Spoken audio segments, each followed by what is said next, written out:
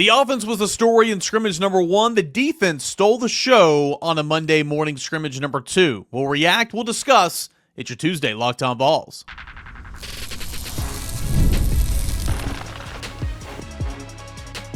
You are Locked On Vols, your daily podcast on the Tennessee Volunteers. Part of the Locked On Podcast Network, your team every day. Good Tuesday morning, everybody. Welcome into Locked On Vols. I'm your host, Cain. Happy to be here with you today, starting your Tuesday. Hope it's a great one. Everydayers, this is your show. Got a couple questions, not that many, but a couple questions we'll go over in segment number 3. Couldn't do the show without you, everydayers. I truly mean that. Big shout out to our friends over at Game Time today that's helping bring this episode to you today. You can download the Game Time app, create an account, put in the promo code LOCKEDONCollege for $20 off your first purchase. Again, that is at by downloading the Game Time app. All right, so we'll hit some mailbag questions in segment 3. We'll have some baseball notes we'll also hit on in segment number 3. Jaylen Carey, the second transfer portal commit for Tennessee basketball. He committed, I kid you not, at about 10 o'clock Eastern time on a Monday night. You guys know it. I have it recorded. I have it edited. I have it scheduled well before 10 o'clock the night before. So we'll hit on that, and we discussed him. Kind of said everything I could say without like it was about to happen on the Monday show. But we'll go over Jaylen Carey and what his addition to Tennessee basketball means, and some of the great quotes he's given out already to some Tennessee basketball beat reporters. But first, hey, let's go ahead and react to Tennessee football, the spring scrimmage number 2. And so Tennessee practiced at night, scrimmaged at night at Neyland on last Monday night, and then had a couple of different practices. And then this Monday, which was yesterday in the morning, the football team scrimmaged again at Neyland Stadium. And so Tennessee will practice on Wednesday, Tennessee will practice on Friday, and then it's the annual playing of the orange and white game, which Josh Heupel said is going to be pretty much the same format that he's always used for the most part. And that's coming up on Saturday, Neyland Stadium at 2 o'clock. Your boy's going to be covering baseball remotely this weekend, so I'm going to be at Neyland Stadium at 2 o'clock. I would imagine I'll be there for the orange and white game until about 4-ish, and then I'm going to have to hurry home and get in front of my computer set up and my TV to watch Tennessee baseball at Ole Miss on Saturday night. So busy day coming up for me, but wouldn't have it any other way. It's a whole lot of fun. But that's kind of the lay of the land here as we conclude spring practice this week with the final week. But the story for Tennessee in spring scrimmage number 2 was the defense. Not a whole lot of notes. I didn't think that it was more situational than anything. But from everybody that I've talked to and comparing notes with some other people and everything, it feels like, and certainly Josh Heupel backed this up a little bit when he took to the podium on Monday, it feels like Tennessee's defense was kind of the story of the day. Josh Heupel opened his press conference on Monday after the spring scrimmage and said, quote, one defense in particular, I thought had a really good day. Started really fast. Offensively, there's some things that need to be cleaned up, execution, communication, but all in all, good work. So we mentioned the defense, and speaking with some people, it feels like the defensive tackles, some of those Bryson, Eason, Jackson Moy, and really some of the freshmen and Isaiah Campbell, it sounded like those 3 had some pretty good days, and that's what you want to hear. I mean, the defensive tackle spot, you're having to replenish a lot of bodies, right? Amari Thomas, Omar Norman-Lott, Elijah Simmons. Right now, David Hobbs is not practicing. Nathan Robinson is not practicing. Jamal Wallace is not practicing. So you don't have a whole lot of bodies at defensive tackle, but it's good to hear that obviously 2 veterans in Eason and Moy, along with a freshman in Isaiah Campbell that I think is going to have to play some significant snaps for Tennessee this fall, kind of help set that tone early. So that was really good to see. Offensively, Braylon Staley did not scrimmage again. He missed really all of last week in practice.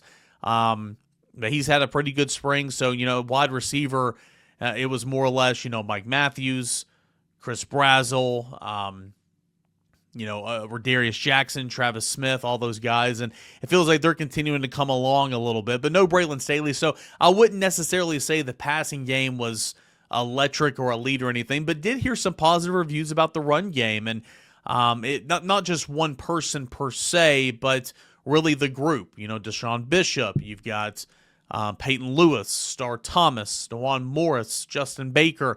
That running back group for Tennessee appeared to have a pretty good day, and that's what you want to see. Again, it's not going to be a one-man workhorse like it was with Dylan Sampson this past season. Sure, that was Darrell Sims' first year here at Tennessee as position coach, and you kind of had a unicorn in Dylan Sampson that could do just a little bit of everything, was so talented and was so phenomenal in the backfield. I think Tennessee's going to go back to kind of doing a split share in terms of the carries and all that, but Deshaun Bishop is, and I've said this several times, I think he might be one of the best practice players Tennessee's ever had. And, if you're a good practice player, you don't typically, there are some extreme cases. Typically, you're not just a gamer, but the phrase gamer is there for a reason, right? Joshua Dobbs was a gamer. Not to say he did not work his tail off in practice, but Joshua Dobbs performed the best under the lights in front of the crowd and everything. But typically, if you perform well in practice, you perform well in games. Typically, you don't perform well in games if you're going through the motions in practice. So the fact that Deshaun Bishop has been such a great practice player for Tennessee over the years, I mean, you saw it in his limited time action last year in between injuries. He's going to be a pretty good football player. And it sounds like Peyton Lewis is starting to come around as well, and as he continues to grow in the system. Josh Heupel was asked about Peyton Lewis in the press conference on Monday. He said, quote, Peyton's had a great spring. He's got a lot more comfort and understanding in the scope of what we're trying to do. That's one of his favorite phrases, the scope of what we're trying to do. It should be that way in year two. He grew throughout the course of last year too, but he's done a really, really good job. That's with the ball in his hands, but also with the ball, without the ball in his hands. All those running backs have done a good job of growing throughout the first. Well, I don't know. We're past the halfway point at this point, but have really grown fundamentally and playing without the football, and they've all continued to take strides in understanding of what we're doing, in particular with the young guys. A lot of good competition in that room, and end quote. That's really good to hear him say that they're doing things well without the football. Running backs, you want to take the football, run, no kidding, right? And try to move the chains, but it's so much more than just taking a handoff or taking a pitch or whatever. It's pass protection, it's carrying out your fake, it's running routes at points in times. But more importantly than anything, it's pass protection. And at points in times last year, I think Tennessee really, really struggled in terms of pass pro, especially early in the season. But that's really, really good to hear. He was asked about Boo Carter and how Boo Carter's doing and the impact that he's having both offensively and defensively. The question was asked specifically about offense and balancing everything. And Josh Heupel said, quote, when you do that, there's a whole other workload that you got to take on because you got to understand what's going on both sides of the football. And he's done a really, really good job. He spent a lot of extra time in learning what we're trying to do offensively, being able to handle the structure of the offense. We're intentional on what positions we're putting him in during the course of practice. Today during the scrimmage and trying to manage that side of it, he's worked hard, and you can look at him as a punt returner and see the skill set that he has with the ball in his hands. He's got a chance to be a dynamic player, no doubt, and that's really, really what you want to hear. That's good to hear because Boo Carter is going to be one of those players that's going to impact Tennessee on both sides of the football. So, again, it was more defense in day two or in scrimmage two. The run game was there. But it sounds like from a procedural standpoint, from an operation standpoint, what Tennessee did so well in scrimmage one, not to say Tennessee didn't do, not to say the offense didn't do, not to say the offense did poorly. There we go. That's how you say words in scrimmage two, but it felt like it wasn't as clean as what it was in scrimmage one. And we talked about it last week. Typically the defense is ahead of the offense. Typically you have procedural and stuff like that in terms of scrimmage number one before the offense can kind of find and sync. Sounds like Tennessee was often running in that regard last week, maybe took a step back in scrimmage two this week. But again, that kind of goes back to the whole, as a head coach, it's like, boy, I'm so pumped. I'm so proud of my defense. They did so great. And then on the other end, it's like, offense, pick it up. What's going on? It's balancing those inter-squad scrimmages and balancing those practice reps. You got to be pleased as a head football coach for one side of the football and a little irritated and a little agitated on the other side of the football. Again, I don't think the offense did horribly. I think it kind of evened out as the scrimmage went along. Everybody I've heard, the offense came around, ran the football pretty well, did some things and all that. But, Josh Heupel is an offensive coach. Josh Heupel is a play caller. Josh Heupel is offense. So when you're listening to him in his press conference, he mentioned several different times things we got to clean up, things we got to fix, things we got to do that. He's never going to be satisfied. But overall, I think it was a pretty good workout for Tennessee at Neyland Stadium for scrimmage number 2 of spring practice. And again, it's kind of setting the tone for what's to come on Saturday for the annual playing of the orange and white game. Looking forward to that. I'm going to be in-house, and we'll talk about it all right here on Locked On Vols. You know we will. Okay, when we come back, Jaylen Carey, what is Tennessee getting in the former Vanderbilt forward, and why I think this transfer portal pickup is one that I would not have called about a month ago. I'll share more on that as we return right here on Locked On Vols. There's nothing like the energy of a live game, whether it's catching a last-minute MLB showdown or soaking in the excitement of an NBA matchup. But finding great seats at a great price, that used to be a challenge until I found Game Time. Game Time makes scoring last-minute tickets easier than ever. Prices actually drop as the events get closer, and with their all-in pricing, you see the total costs up front, so no surprise fees at checkout. Last-minute deal. Save up to 60% off buying last minute for sports, concerts, comedy, theater, shows in your area. Again, it's not just sports. It can be pretty much anything, any event in your area you can find on the Game Time app. You can grab last-minute seats for, a big Tennessee game coming up at Lindsey Nelson Stadium or over at, the softball field, and save big with their zone deals. Plus, with seat views before you buy, no surprise fees, and the lowest price guarantee, you can book with total confidence. The lowest price guarantee means I never have to worry about overpaying. Take the guesswork out of buying tickets with Game Time. Download the Game Time app, create an account, put in the promo code LOCKEDONCollege for $20 off your first purchase. Terms apply. Again, that's promo code LOCKEDONCollege, LOCKEDONCOLLEGE for $20 off. Download Game Time today. Last minute tickets, lowest price. That's guaranteed. Late on a Sunday night, it was Jaylen Carey that committed to the University of Tennessee.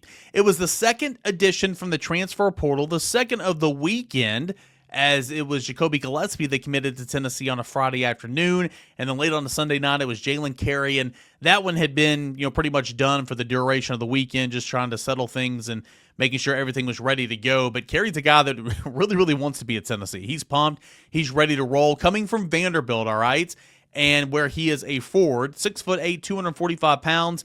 He averaged 8 points, 5.7 rebounds, and 20.2 minutes per game for the Commodores in 2024-2025. Joined Jacoby Gillespie again as Tennessee's two additions via the transfer portal, joining again returners in J.P. Estrella. You've got Felix Okpara, Cade Phillips, Bishop Boswell, and then, of course, the three incoming freshmen, Amari Evans, Brown, Troy Henderson, and then Jacoby Gillespie as well. So you're starting to see the team kind of form a little bit. Still, by my calculations, I want to say there's still at least 4 spots open. Now, will they fill all 4 of those spots? We'll find out. I would expect at least another transfer or 2. And then, of course, we'll see if they want to circle back around to that prominent 5-star from the high school recruiting ranks. But we'll see about that as this process continues to go along. But you had Carey that really balled out, to be completely frank, against Tennessee. And, in 2 matchups against Tennessee this year, he had 18 points, 7 rebounds, 3 assists before fouling out. That was in Vanderbilt's loss to Tennessee in February. And the first go-about in Vanderbilt's win at home in Nashville, he had 14 points and 10 boards. So very near a double-double in his last go-around, 3 rebounds away from a double-double, but he scored 18 points. He did have a double-double against the Vols in the first matchup back in January, 14.7 boards. And again, a really, really productive player against Tennessee, and one that, Zakai Ziegler threw a basketball at. I think it was the game at the Food City Center, where they kind of got a tie-up or whatever, and Ziegler, threw a ball, at him, and I think they both got teed up. So, if you would have told me in that moment that was going to happen and he was going to transfer to Tennessee, I would have said you're probably crazy. But nonetheless, a really, really productive player. He began his collegiate career at, I want to say it was James Madison. Yeah, it was at James Madison before following his head coach to Vanderbilt when he got that job. And again, you're starting to see this roster come about, right? It's I don't want to say you're modeling it after what Florida's done, but you can kind of see it on paper. A point guard and 4 bigs, 4 versatile bigs, wing player, guys that can shoot, a rim protector, an offensive presence under the basket. And you're starting to see that kind of take some shape, again, with Felix Okpara, Cade Phillips, J.P. Estrella, Now you're adding in a wing player forward, forward that's got some athletic ability to him, and Jaylen Carey, and we'll see exactly, where Tennessee continues to look in the transfer portal. Now, Jacoby Gillespie, Tennessee had made his signing official on Monday morning, and Rick Barnes had a lot of good things to say about Jacoby Gillespie. And what he had to say about that was, I thought I had the right quote, but I did not. Quote, "We're thrilled to welcome Jacoby to Rocky Top, a place he and his wonderful family know well as East Tennessee natives who bleed orange.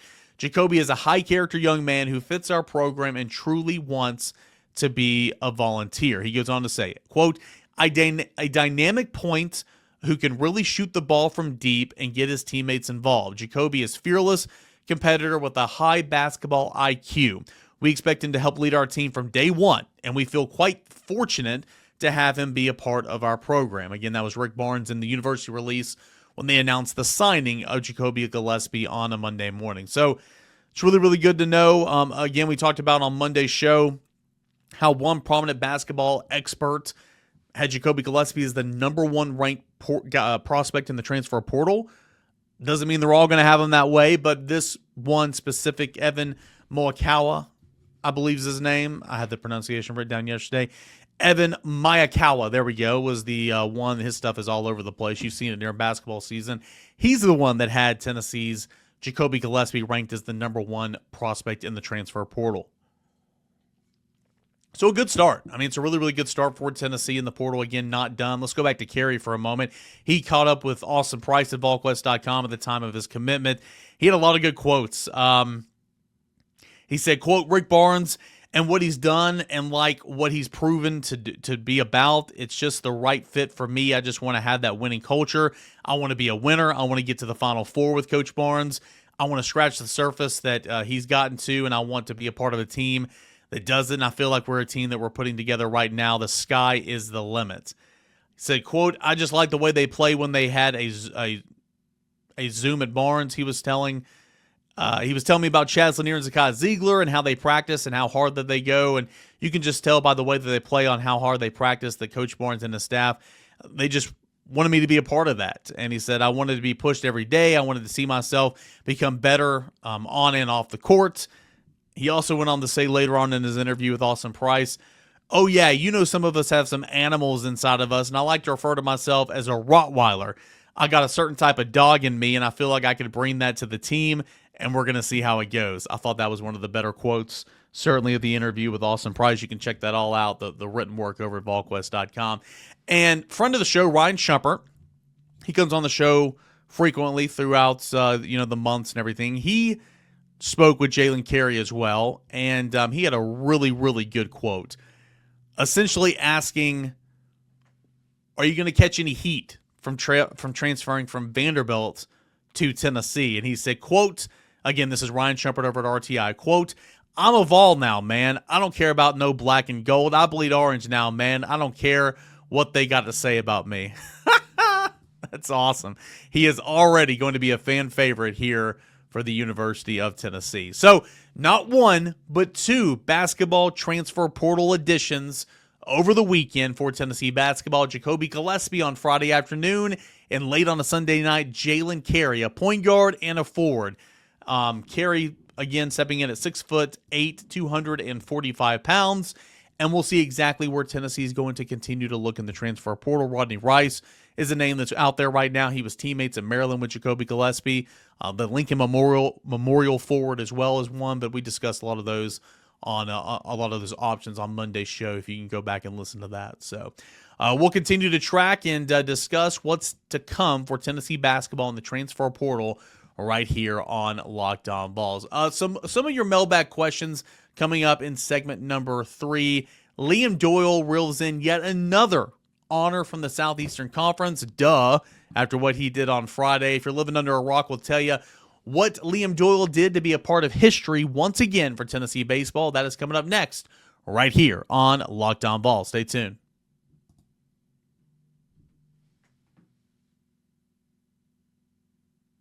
Tennessee baseball made history once again last Friday night against Texas A&M in a run rule, 7-inning no-hitter. 10-0 was the final score, and Tennessee pitched a combined no-hitter for the second time in the same season. The last time they've thrown multiple no-hitters in the same season was all the way back in 1976. 1976, Tennessee pitched 3 no-hitters. A couple of those were combined, I believe. But, man, I mean, again, this stuff doesn't just happen. And I understand it's a run rule shortened game. I get it, but it still counts. And we talked about it a little bit on yesterday's show. So Liam Doyle has started both of those combined no-nos for Tennessee this year. Back on March the 7th, he pitched the first, I want to say, 5 innings. That was a 9-inning affair. There was no run rule. I forgot what the final score was, but it was against St. Bonaventure, and he started that game. And then it was a 5-man no-hitter. Michael Sharman, Braden May, Tanner Franklin, somebody else in there. I forgot who it was. But those guys combined for the no-hitter against St. Bonaventure. And then on Friday night, it was Liam Doyle who pitched 6 innings, tapped out at about 98 pitches. He had a blister that popped up, and that was obviously kind of giving him some discomfort there in the 6th inning. He said on the SEC Network and to us in the media, ain't no way he's missing his next start. So, again, we'll track that as the week goes on. But it was Dylan Lloyd that came on to finish off, the final 3 outs to get Tennessee to that run rule victory. So Liam Doyle, a part of history yet again for Tennessee, and he reeled in SEC co-pitcher of the week honors. I'll tell you what, the SEC needs to do away with these co-award winners because they give a co-award out just about every single week. And they can save themselves a whole lot of work, maybe make some honorable mentions, but it's hard to deny a guy that pitched 6 hitless innings and what went down as a no-hitter in the record books, at least part of this award. So I understand that. So congrats to Liam Doyle. Second time this year that he's rolled in at least a share of the SEC Pitcher of the Week honor. And, of course, following his efforts in the St. Bonaventure no-hitter back on March the 7th is when he reeled in his first. He shares it, though, and this is interesting, with LSU's Cade Anderson. If you go off stats, Cade Anderson should get it, okay? And hear me out. This is why. He went 9 innings, shutout baseball. He allowed 5 hits, 14 strikeouts, 2 walks. But again, if you're taken aback that I even said that if you go based off just stats that Cade Anderson deserves it more, it's not discrediting anything that Liam Doyle did, but he went 9 innings, shutout baseball, 14 strikeouts, on 135 pitches. That dude threw 135 pitches in early April. I'm sorry, did we wake up and it's June already? Are we in Omaha, Nebraska? Are you pitching for your life in a super regional to try to punch your ticket and keep your team's hopes alive? No, last time I checked, it was April the 4th when that happened. What are you doing, Jay Johnson? You did it with Paul Skeens a ton, and I guess we can't really criticize because look at what Paul Skeens is, who he is now, and what he's doing with the Pittsburgh Pirates. But goodness gracious, man, if I'm an LSU fan, I'm like, yo, this is early April. Quit it. Stop. But anyway, Cade Anderson and Liam Doyle share that honor as SEC co-pitchers of the week. Both of those guys absolutely dominating in their starts, and it's good to see Liam Doyle back to kind of his old self, is certainly heading to Ole Miss, where him and Andrew Fisher both spent their sophomore campaigns last year. You guys know they are going to be hyped up to the max to get that one going. All right, so that was Liam Doyle. We got Mailbag coming up in just a second. Tennessee drops in the national polls. Go figure. You're the number 1 ranked team in the country in 4 of the 5 major polls. The 5th one, I'm not going to name it. I don't really count it because they hardly ever update their stuff. But USA Today, Baseball America, Perfect Game, and D1 Baseball, the poll that I follow, and the poll that I use for my writing over at VolQuest.com, all had Tennessee number 1, and Tennessee had been number 1 for like the past month, right? Well, when you drop a series, there's only one way to go, and it's down, especially when you're number 1. And Tennessee dropped in the D1 poll from number 1 to number 5. Tennessee baseball dropped from number 1 to number 4 for USA Today and Baseball America, from number 1 to number 5 from D1 Baseball and Perfect Game. So, again, it's not like you tumbled too far. You're still a top 5 team in the country. It was the first series loss of the year for Tennessee, the first home series loss since 2023, so on and so forth. We talked a little bit about it yesterday's show. Tennessee needs to bounce back in a big way. It will, but just a horrible day at the ballpark on Saturday against the Florida Gators. But Tennessee no longer the number one team in the country. It's going to have to settle for being top 5 right now, and I think that's going to be okay. All right, let's get into your mailbag questions. Only a couple here today. We'll start with Ty.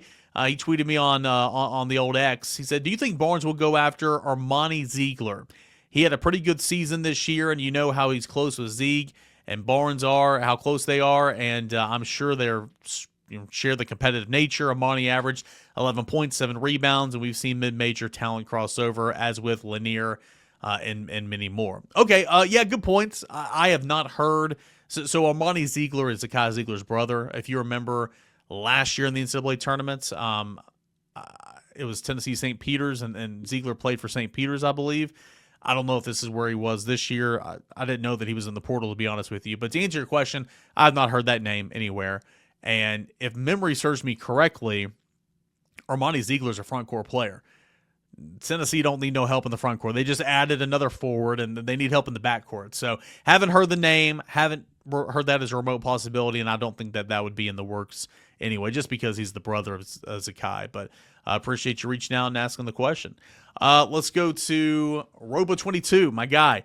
Let's see here. On Saturday, only believe that was way more of the A&M bats and the team as a whole finally coming alive after would have been a poor start to the season, ending in getting no hit, or was that more of pitching getting exposed a little by a little about the time with some good bats in the lineup? A little bit of both, right? I mean, I'm not going to sit here and say it was just A&M that's got loads and loads of talent up and down that lineup that just came alive and it all clicked finally, right? Well, what led to it all clicking?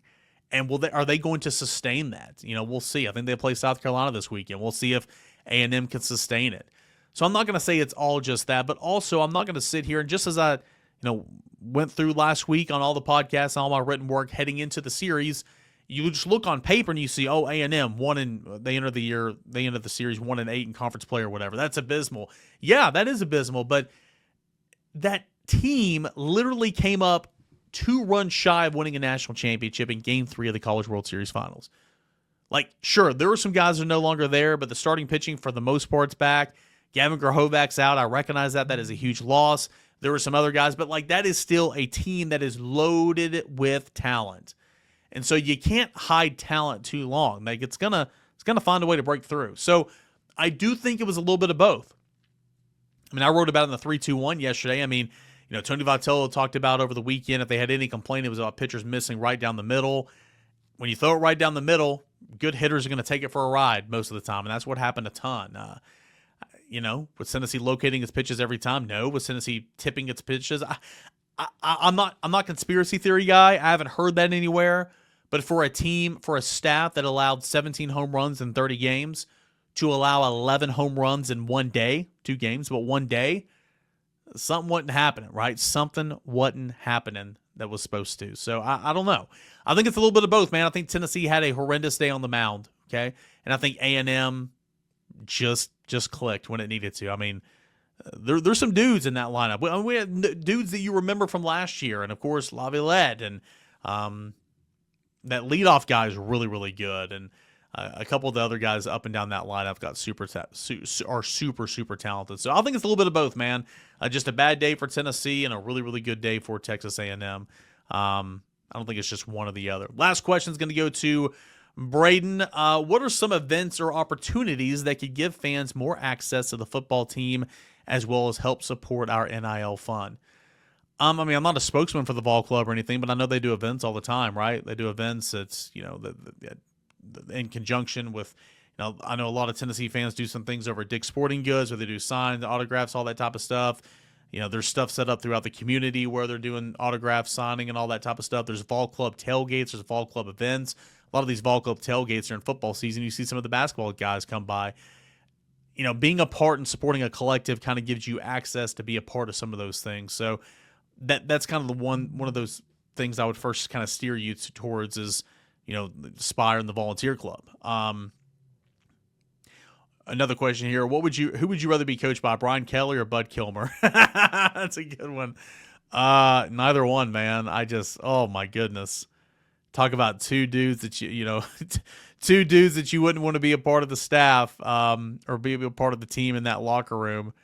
I mean, I guess Brian Kelly, because, boy, Bud Kilmer, I mean, we all remember the movie, right? We all remember the movie from Varsity Blues and how he tried to hide the concussion, and finally the team just said enough's enough and we're just going to walk away. I mean, one of the great football movies, that being Varsity Blues. That's fictional, okay? Brian Kelly, there's some things that have happened throughout his coaching career, or at least things that have happened while he's been the head coach. But I'm not a fan of Brian Kelly. You guys know that. I guess my answer would be Bud Kilmer, because, oh my goodness, man, he was just awful in that movie. Good question for sure. All right, that is going to do it here for your Tuesday morning Locked On Vols. Can't thank you enough for being here. Tennessee basketball is rolling in the transfer portal. Can't wait to see who Tennessee kind of narrows in next and tries to get across the finish line. Tennessee football spring practice. Scrimmage number 2 is in the books. Defense was the story of the day on Monday for the Volunteers. Looking forward to the Orange and White game coming up this weekend. Appreciate you guys, as always, for making Locked On Vols your first listen each and every single morning. And we'll do it again tomorrow, guys. This is Locked On Vols.